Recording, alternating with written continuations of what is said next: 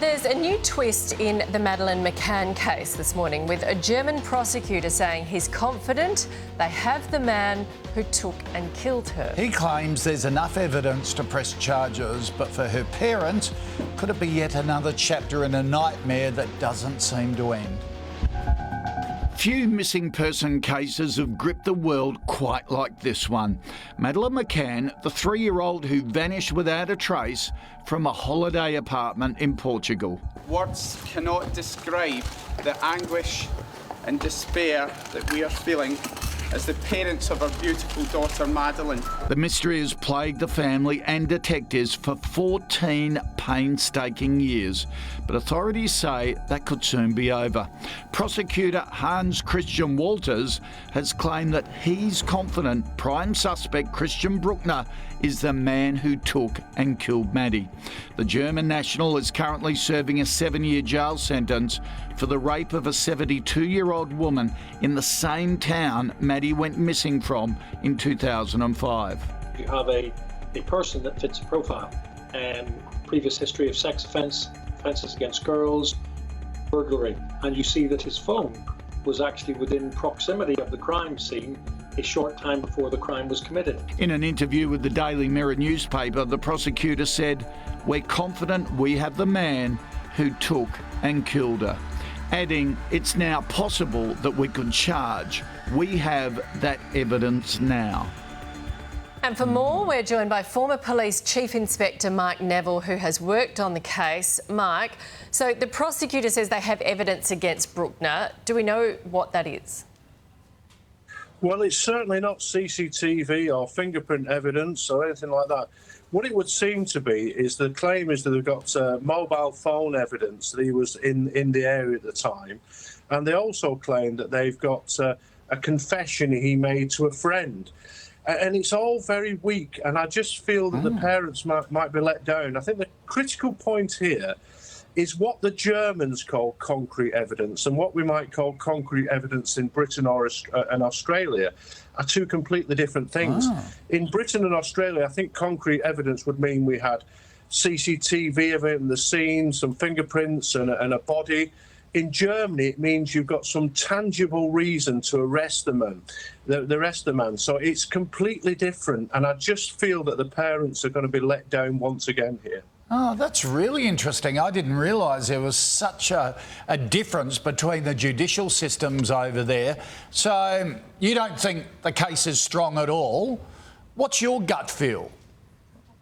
I just think they're trying to bluff it out. I think they're trying to put pressure on BRUECKNER to make him give a confession and to make him admit it. But I just think we must be really careful about this mistranslation of what's concrete evidence in Britain and Australia and what's concrete evidence in Germany. So is it believed that this is the guy, or could we have to start again here? Well, like I say, the mobile phone evidence, that they're claiming that from 2007 they've got mobile phone evidence that he was in the area. But of course, that technology then was quite new. And I've looked at this, and they claim to pinpoint somebody, you need 3 mobile phone masts, and there isn't even that now. So how can they pinpoint him in that area? And a confession to another dubious criminal in a prison cell is never going to really cut the mustard in court. So it's the evidence is just not there. If they're claiming they've got this evidence, but the Herr Walters doesn't seem to be able to produce it.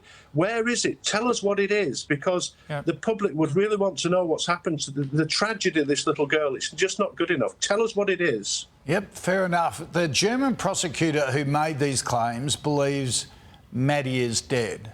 What proof does he have of that? The tragedy is it would seem he's got none. And I've no doubts that Christian BRUECKNER is a wicked and evil man. He's a paedophile. He rapes old ladies. But there's a big jump between being a wicked and evil man in the area and being somebody who we can prove has committed murder and has kidnapped that little girl. And I'm afraid that Herr Walters seems to have caught publicity rather than doing his job, which is to find absolute evidence that this man has done these deeds. Mike, in your opinion, do you think the McCanns will ever get answers? It's a tragedy. I think the only way they'll get answers now is through the use of things like images. If Madeleine is alive today, we know she's got a strange line in one of her eyes. We know she wore distinctive pyjamas when she was kidnapped. And such is the use of facial recognition these days, pattern recognition, human super recognizers, that if she was alive, there must be an image of her. All of us know that if you take a photograph to put on in a restaurant to put on Facebook, you'll capture the people behind you or on the same beach. And if she is alive, that's where she is. And I offer my services to the McCann family as the world expert in finding people by images to try and find her, because if she is alive, she will have an image somewhere, whether it's on Facebook or in a passport photograph or something like that. Yeah.